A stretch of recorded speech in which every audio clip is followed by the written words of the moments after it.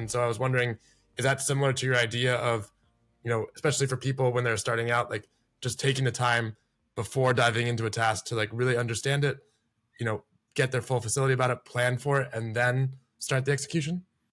Yeah, look, so there's two things to that, right? One, I think the first thing is, the basic rule of thumb is take 20, if you have a certain amount of time, take 20% of it to plan and 80% of it to execute, right? You can't spend 80% of the time planning and then 20% executing or nothing ever gets done. And you can't spend no time planning because then, inevitably the wrong things get done, right? And so what I always tell people is let's stop for a second and make sure we understand what the plan is. We know what the plan is, then we can figure out how to course correct along the way to make sure that we get to deliver against our ultimate objectives. But there is an urgency. I had a boss once say, "Don't just plan there, do something." Right, and then I had a separate boss who told me, if you're in the middle of the Atlantic Ocean in a rowboat at noon, wouldn't you want to wait for the sun to move in a direction so you could figure out what before you start rowing, right? Because in both cases, one is don't be so slow, and the second is don't be so urgent that you actually are wasting energy, effort, activity, and time to get to what you want to go do. So I like well structured thinking. I like planning because once we understand those two things, then you can spend time figuring out what might go wrong, what resources you require, can you go faster? But you can't really start until you know what you're trying to get done.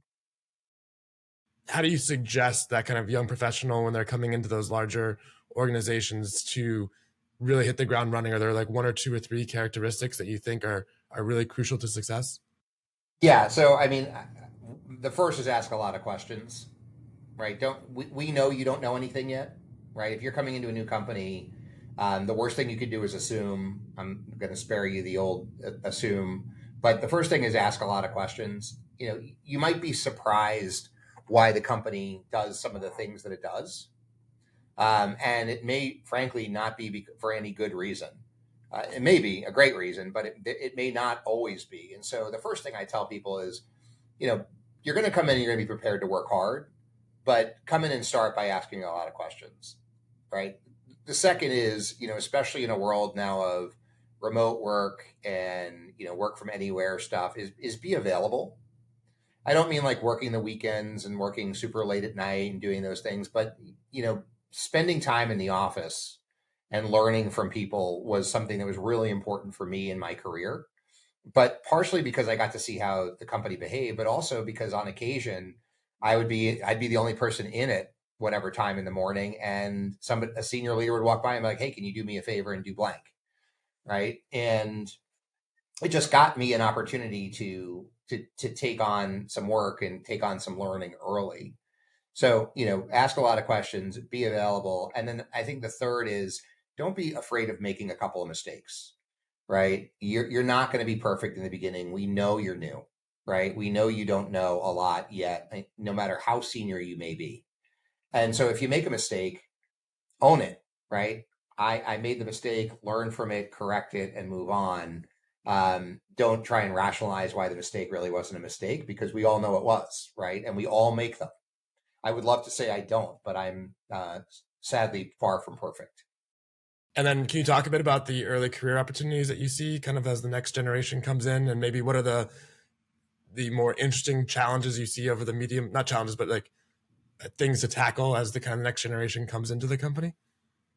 Yeah, I mean, look, so we have, I mean, as you can imagine, we have early career opportunities for people in everything from finance and analytics to, people folks who might want to jump on a direct store delivery route and work in sales and in sales, right? And then we also have opportunities in manufacturing. We go as far west as Algona, Washington, and Goodyear, Arizona, up to Grand Rapids, Michigan, Wilkes-Barre, Pennsylvania, and then Hanover, and then Kings Mountain, North Carolina. So we have lots of different opportunities across the board. And in a company like ours, there's always what you find is early career people bring you energy, right? Energy and new ways of working and new ways of thinking about things.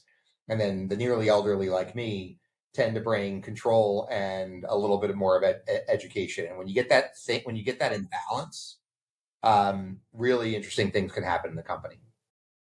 I guess to wrap us up, if you had to, if you were back in college, or assume your 15-year-old son is 3 years ahead from now, if you were going back to college, what would be the one thing that you would over index on while in school? I would explore as much as you can that you're curious about and interested in as you are about trying to find the quote right major, the right whatever. And again, I'm a little bit counterculture on this. When I went in the army, and I've said this publicly, I went in the transportation corps because I figured I would have a trade when I got out, right? I would have a natural skill, and I didn't use any of that subsequently. But what I would tell you is, you want to have one foot in the practical and one foot in the curious, right? You're going to do something practical because you should, but don't foreclose the opportunity to explore things that you're interested in because you think that they may be impractical. Because I think curiosity and work ethic are probably the most important things that people in my field at least do, and I think that that's something that you don't want to ever lose.